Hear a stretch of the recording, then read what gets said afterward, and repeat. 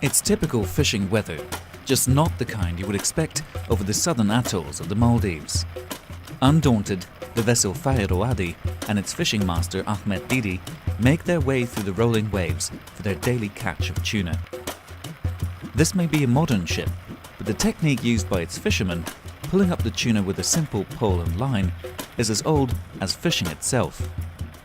මේ දොස්රීග මස්සරිකම් කුරංජේ සවබකි දිවේ රාජ්‍යයේ ආම්මුකෝ කුවර කුරීස්වරම් ෆෙරිකන් කුරා මස්සරිකමකි දොස්රීග මස්සරිකමක වෙෆා දොස්රීග මස්සරිකම් කුරුමකුම් මස්සරිකමක ඉතුරු බදල නාන්නකම ලෆා කුරවේති දොස්රීග මස්සරිකම කුර දෙන් දාජහාග මස්සරිකම් කුරා කම වඤ්ඤා ඒ එද්දෝගේ කමකෂේ කම්වානි එමෙම දාජහාග මස්සරිකම් ගොග්ගෙන් රාජ්‍යයේ මස්සරිකම් දුවහක දශදානකම ලෆා කුරවේති. Pole and line fishing is a selective and therefore more sustainable way to catch tuna. Only fish of a certain size are caught, leaving juveniles to grow to spawning age and replenish the stock in the future.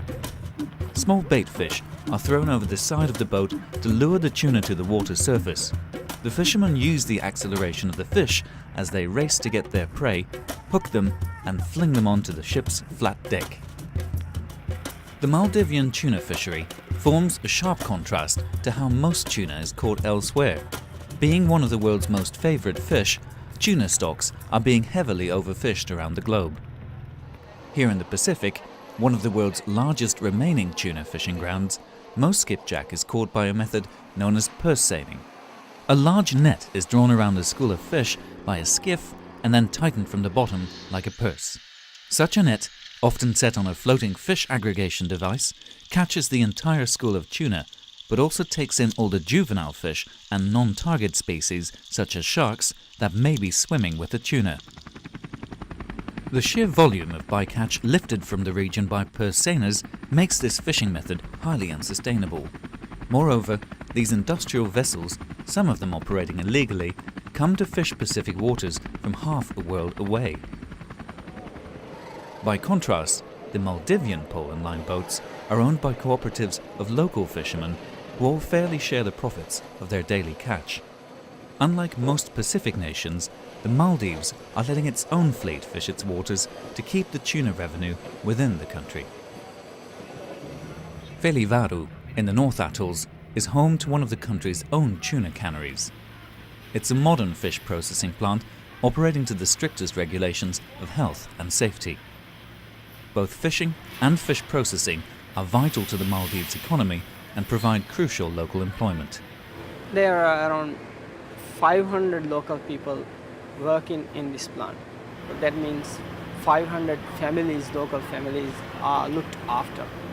And for fishermen, we pay cash daily. So compared to other industries, what we get from for the company is very well distributed through the community. It's often the profit margin that forms the biggest stumbling block for environmentally responsible and sustainable food products. Fish Forever, distributed by Organico Real Foods in the United Kingdom, is one of the brands marketing the Maldivian pole and line tuna in Europe. Its managing director, Charles Redfern, believes retailers should take a greater responsibility in promoting sustainable fish products.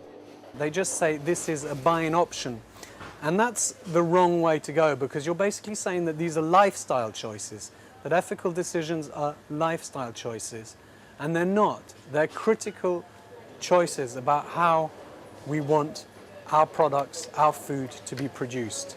So I would like to see the retailers maybe being less neutral about this and actually working very hard to push it.